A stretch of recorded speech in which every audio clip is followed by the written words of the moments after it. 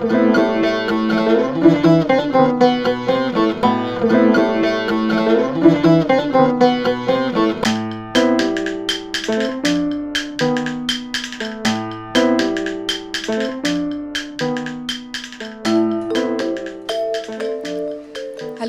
and good evening.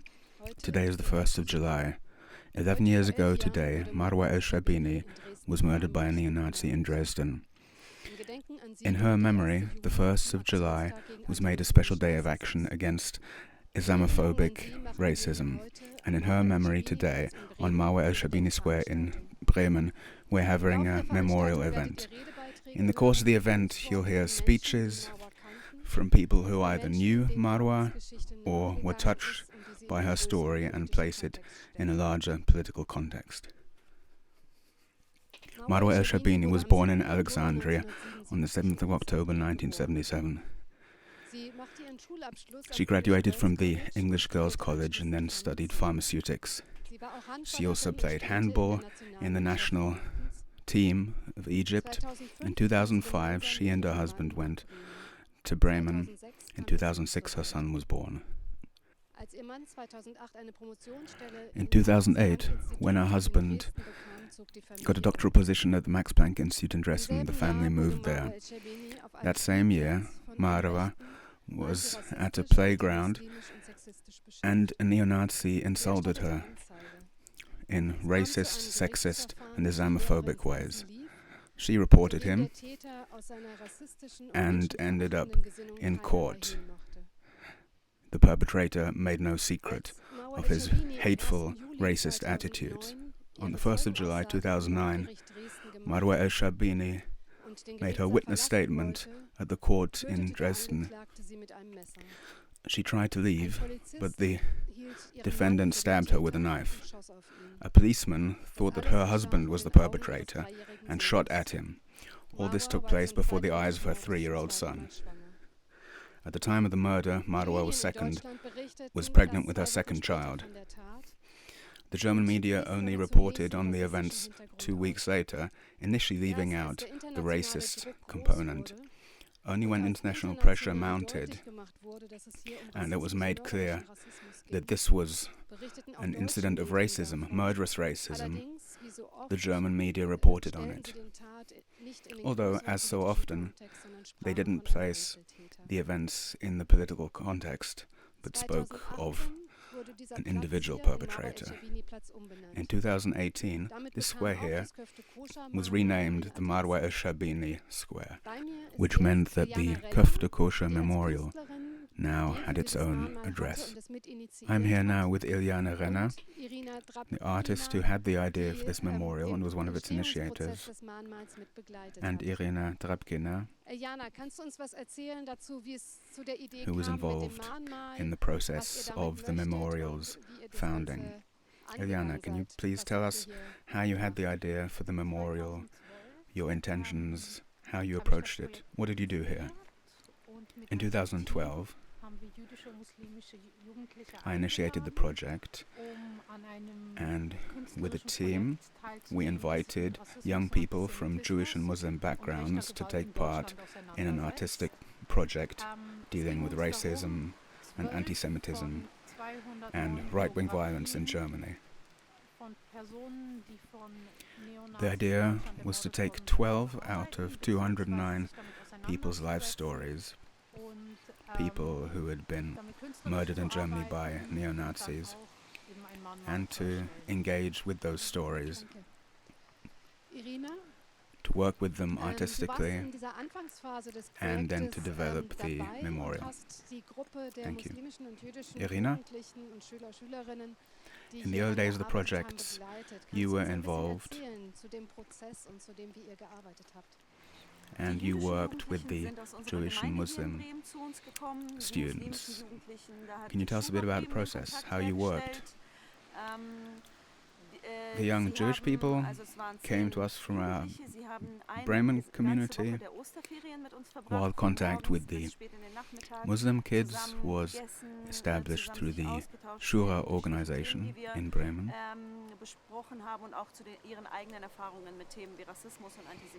There was 10 young people. They spent a whole week in the Easter holidays with us, from early in the morning to late in the afternoon, eating together, talking about the different topics we had chosen, also their own experiences with issues like racism and anti-Semitism. We looked at the biographical data of the victims, the big words, issues that are hard to understand for teenagers. We broke it down so that they could understand these things a bit better, looking at racism, anti-Semitism, homophobia, anti-Roma racism. It was the Passover festival at that time, so the Muslim kids also became acquainted with some of Jewish life in Germany, how we celebrate Passover.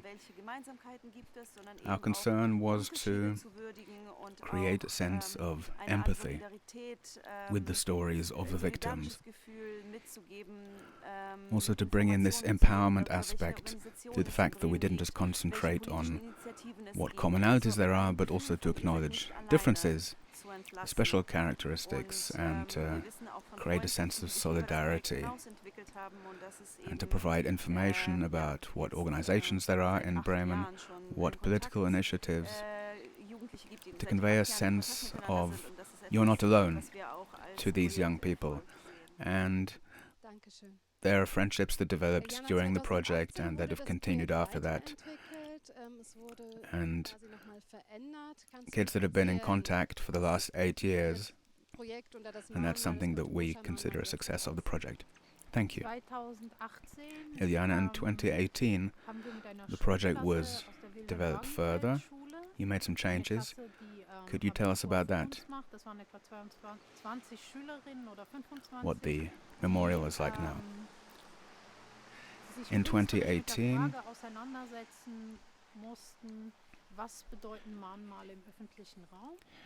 we worked with a class from the Wilhelm Wagenfeld School,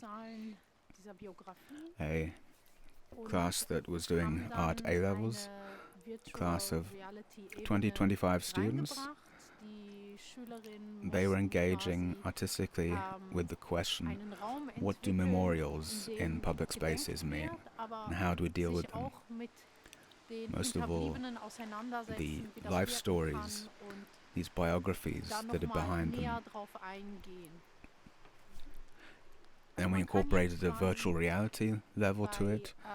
The students had to develop a space for memorial activity,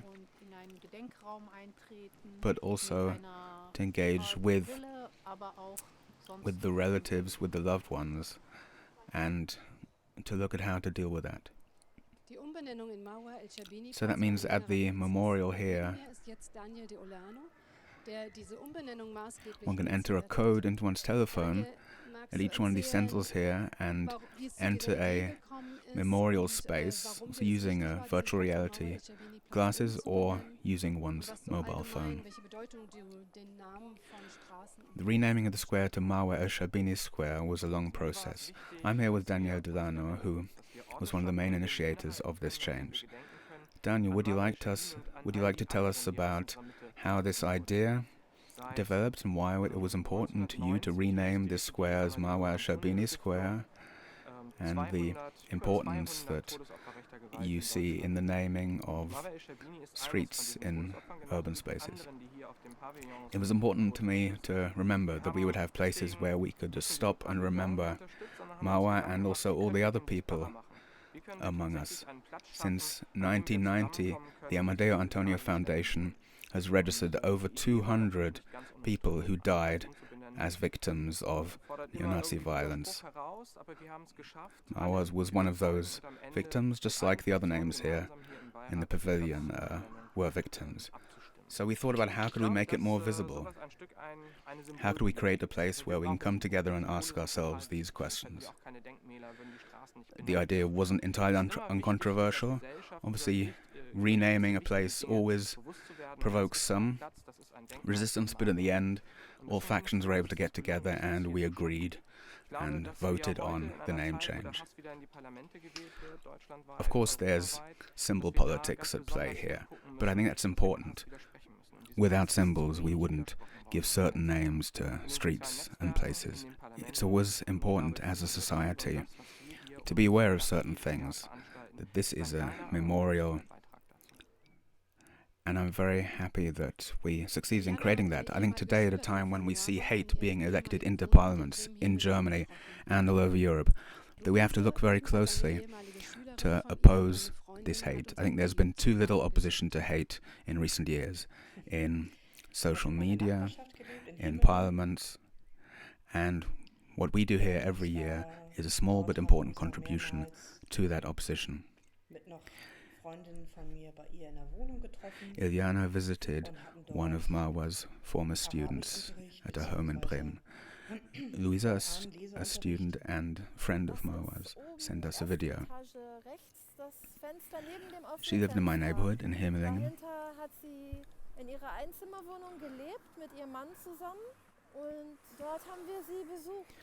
We often met up at her place with other friends, and we had Arabic lessons or Quran reading lessons. That's up on the first floor on the right, next to the open window. And behind that, she lived in her one-room apartment with her husband, and we visited her there. That happened several times, and we made use of the time just to talk or to cook together. We sometimes did that. She knows a lot, and she always liked to share her knowledge. Marwa was a person who, when you met her, one immediately sensed just a warm-heartedness. She was such an open, kind, calm person. The kind of person one doesn't often meet. She was very strict as well, but in a very loving way.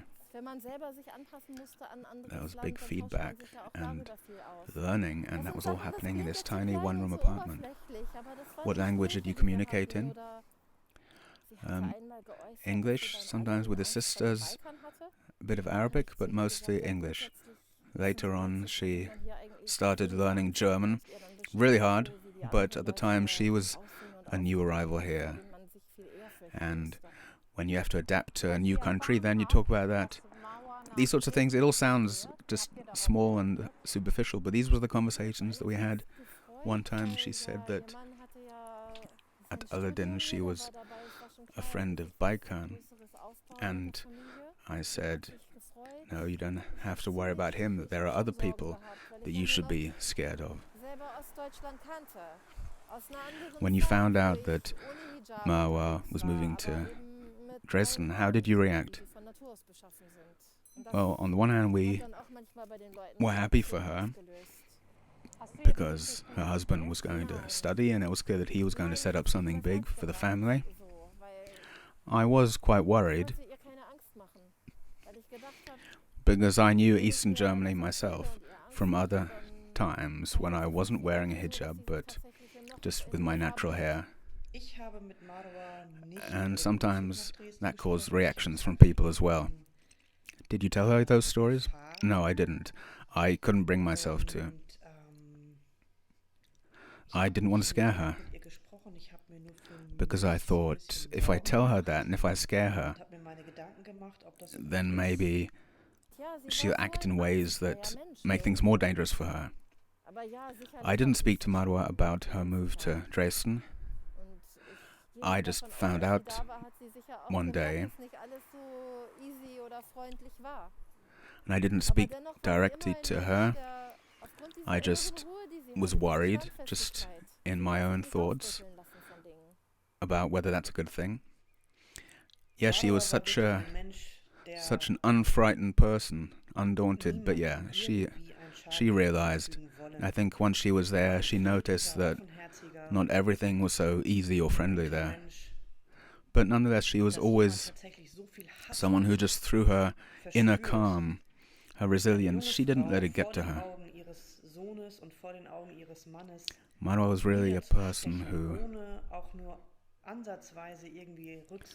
would never want to hurt anyone in any way. She was a peaceful, open person, a good person. And the idea that someone could feel so much hate inside themselves to kill that young woman in front of her sons and husband's eyes, just to stab her to death without any consideration for anything, that I just can't get my head around it. I mean, sure, having a different opinion, or if you don't understand someone's lifestyle, that's fine, no problem. But to have that kind of hate, it's just inconceivable for me, and it really saddens me, and it makes me angry as well, but also it just makes me feel helpless. Next, we'll hear the words of Yorzayt. Kutlu is a rapper. In 2004, he survived the nail-bombing attack carried out by the NSU. He got in contact with El-Sherbini, a survivor from Auschwitz, and together with her, for years they've been making music now as Microphone Mafia. In this country, we have to speak about continuities. The continuity of racist attacks, murders, pogroms, firebombings, attacks. The continuity of structural racism that puts people under collective suspicion. And also the attacks in general. The continuity of stigmatizing and criminalizing of the people who are actually affected, the victims, continuity of the media inciting and showing no respect and always with this suspicion, the continuity of silence in most of society. And all these continuities that we've experienced since the fall of the Berlin Wall. So the pogroms of Lichtenhagen and Hoyerswerda, the NSU, Hanau, Halle, Kassel, all these different attacks, they're examples of these continuities. But also the case of Marwa El-Sherbini. Her murder was 11 years ago today, and she was a woman who experienced racist abuse for a long time. She was threatened. He went to court, and along with her unborn child, she was murdered by this racist in court. And then the police come, and first of all, they shoot the husband in the leg because they were guided by a racist stereotype. They immediately suspect the husband. And that really sets the tone in this country and our behavior in society and in the media, because for more than 2 weeks there was total silence about this. And this silence always paves the way for these things to happen again and again.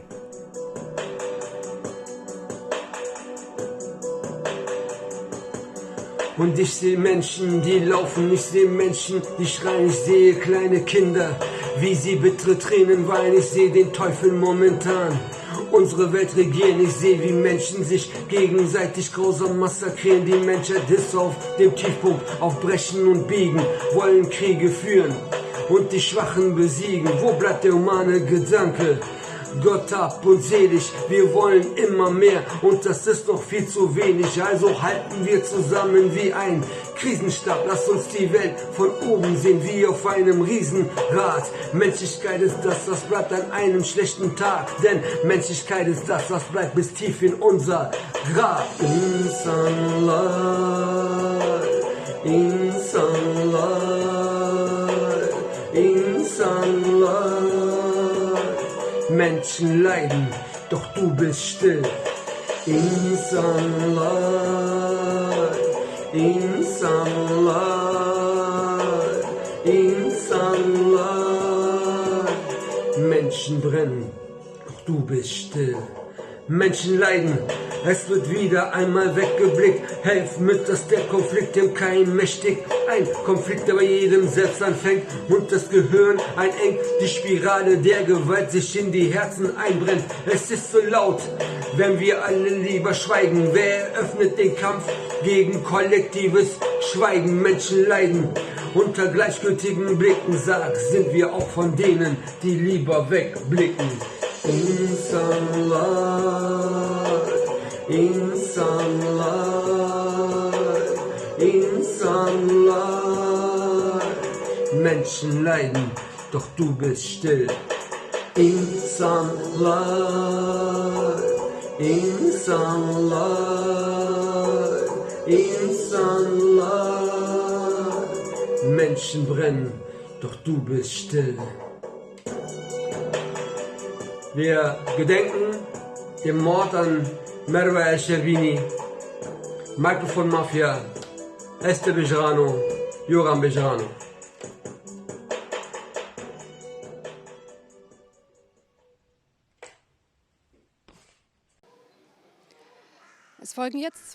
We now have two items, one from Saba Noshima, the pedagogical director of the Anne Frank Education Center in Frankfurt, and from Annette Kahana, head of the Amadeo Antonio Foundation.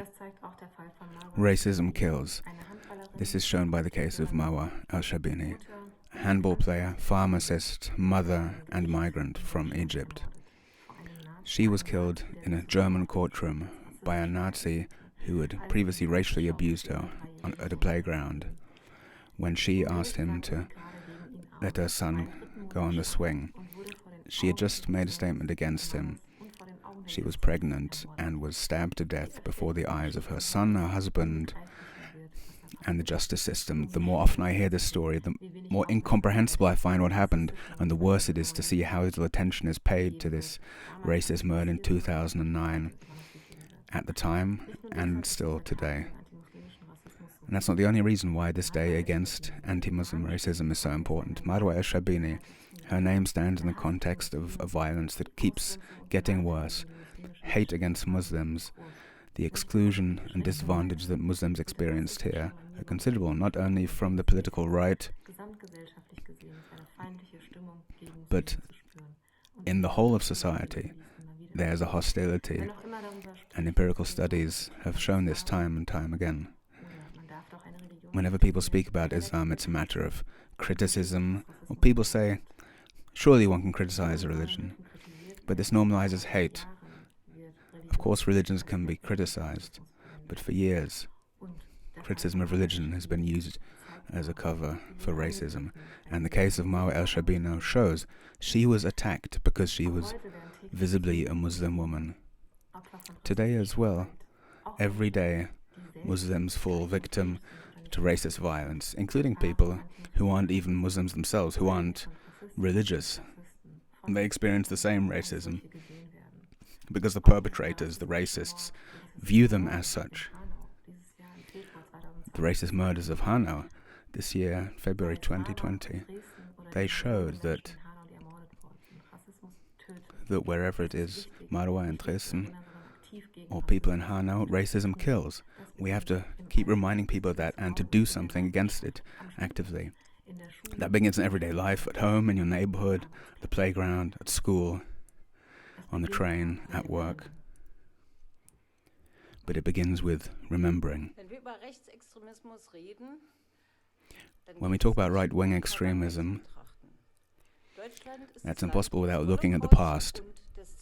Germany is the country of the Holocaust and the civilizational rupture. That means that here there are quite particular conditions, preconditions to speak about right-wing extremism today and to remember the past. Right-wing extremism has led to many deaths since the Second World War, and we at the Amadeo Antonio Foundation only started in 1990, after the German reunification, counting the people who had died through racism. It's over 210 people now who were officially counted. That's a high number. I'm not sure if it wasn't many more than that. Of course, before reunification there were others, both in West Germany and East Germany. There was right-wing extremism in both parts of Germany, almost without interruption. Nowadays we talk about right-wing extremism in a very different way from the 1990s. At the time it was very difficult to get through to anyone with the subject, to get the authorities to spend any time with it, to take it seriously. Nowadays people do take right-wing extremism seriously, and is actually in the Home Ministry considered the greatest danger to society now. That's progress, and one factor in that have been the initiatives in civil society working intensively over the last 30 years to raise awareness of this and to insist on taking this problem seriously, finally, because that's the only way in a society to oppose right-wing extremism with a democratic culture. The most important thing is that a democratic civil society should be active on the ground, directly, not from far away, not from some headquarters in a big city, but on the ground. And of course politicians have to be supporting that. They have to support civil society and they have to perform their own tasks. So, if there are crimes, they have to prosecute these crimes, they have to punish the perpetrators, they have to take consistent action. They can't allow enemies of democracy in certain contexts. That's the debate we're having at the moment, and I'm very glad that this debate is finally happening and is really reaching the middle of society. And of course anti-Semitism is another such subject. Anti-Semitism is always one part of right-wing extremism, but it goes beyond that. One could really say that all anti-democratic or anti-modern, anti-Western forces always make use of anti-Semitism. That's a phenomenon that's long been familiar to us, but it's also important to know. One could say that anti-Semitism, conversely, is the litmus test for whether a democracy is really a liberal democracy indebted to progress and modernity. Anti-Semitism often comes up when people are unsure, when they feel they have to apologize for things, and when they feel that there are Jews somewhere pulling strings with dark schemes. We find that all over the place. Anti-Semitism is well hidden, but it does exist. Anti-Semitism is something that affects coexistence in all sorts of different areas. It goes through lots of different areas, but today we're remembering Marwa. I remember very well the day when she was murdered, and I remember how much that affected me, especially as I know someone who worked together with her husband, and it was a great shock to hear what happened there and how the authorities responded.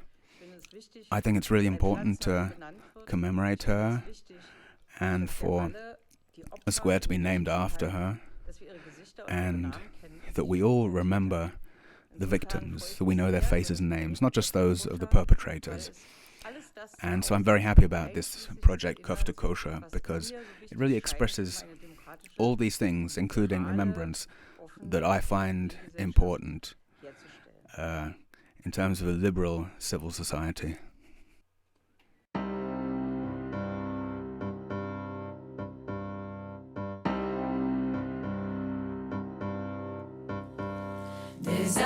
זבינה בביטרי זוזי חד גדיה חד גדיה אבונה שטרה ג'ידי ברישן היי לאוסה ינור אלעין בא החתול וטרף את הגידי גדי קטן גדי לבן בא הכלב ונשך לחתול שטרף את הגידי שאבינו הביא תזבינה בביטרי זוזי חד גדיה חד גדיה אג'ל חייזרנו ضرب الكلب اللي عض القط اللي ببطنه الجدي اللي أبونا اشترى أبونا جاب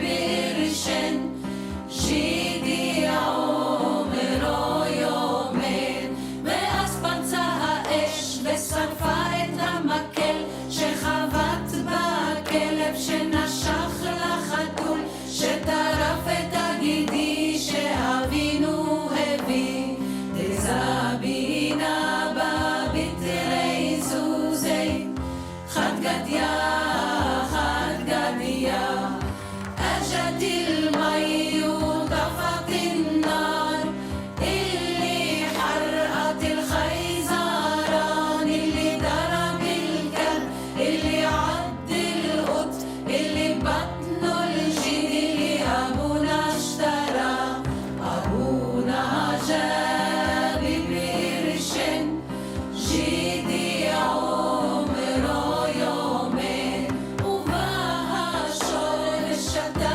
את המים שכיבו את האש ששרפה את המטל اللي ضرب الكلب اللي عض القط اللي بطنه الجدي اللي أبونا اشترى تزابينا ببتري زوزي خد גדיה חד גדיה أجا جزار وذبح الدور ששתה את המים اللي طفت النار ששרפה את המקל اللي ضرب الكلب שנשך לחתול اللي بطنه الجدي اللي أبونا اشترى ובא מלאך המוות והרג את השוחט اللي ذبح الدور ששתה את המים اللي طفت النار ששרפה את המקל اللي ضرب الكلب שנשך לחתול שטרף את הגידי שאבינו הביא אבונה ג'אב בקרשן ג'ידי עומרו יומין בכל הלילות שאלתי רק 4 קושיות הלילה הזה יש לי עוד שאלה עד מתי יימשך מעגל האימה الليلة عندي كمان سؤال إلى متى هذا العداء لحق وملحوق ضارب ومضروب امتى بيخلص هالجنون رادف ونردف مكة ومكة متى ייגמר הטירוף הזה ומה השתנה לך? מה השתנה? אני השתניתי לי השנה הייתי פעם כבש וגדי שלם היום אני נמר וזאב טורף הייתי כבר יונה והייתי צבי היום איני יודעת מי אני תזבינה בביטרי זוזי חד גדיה חד גדיה אבונה ג'אב בקרשן ושוב מתחיל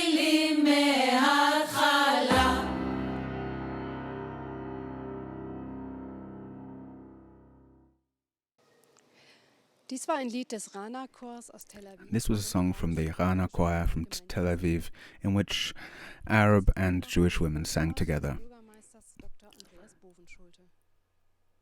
We now bring you a greeting from the Lord Mayor, Dr. Andreas Bovenschulte.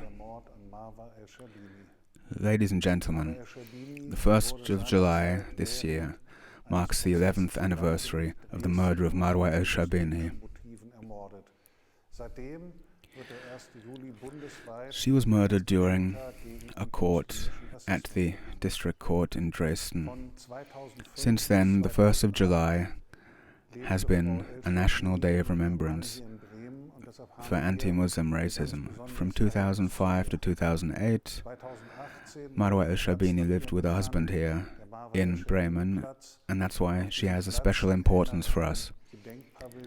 In 2018, a square was named after her, the Marwa El-Sherbini Square, and there's a memorial pavilion on it, the Kofta Kosher Pavilion, to remember this murder and anti-Muslim racism. And the pavilion also commemorates 11 other victims of anti-Muslim and racist violence. This year's Remembrance Day has been given the hashtag No Place for Hate. And I'd like to thank everyone whose commitment has helped keep this Remembrance Day alive and show people that Bremen is a place where civil courage and peaceful coexistence are found, and where there's no place for violence and hate. We'd now like to honor Marwa and so many others like her with a minute's silence.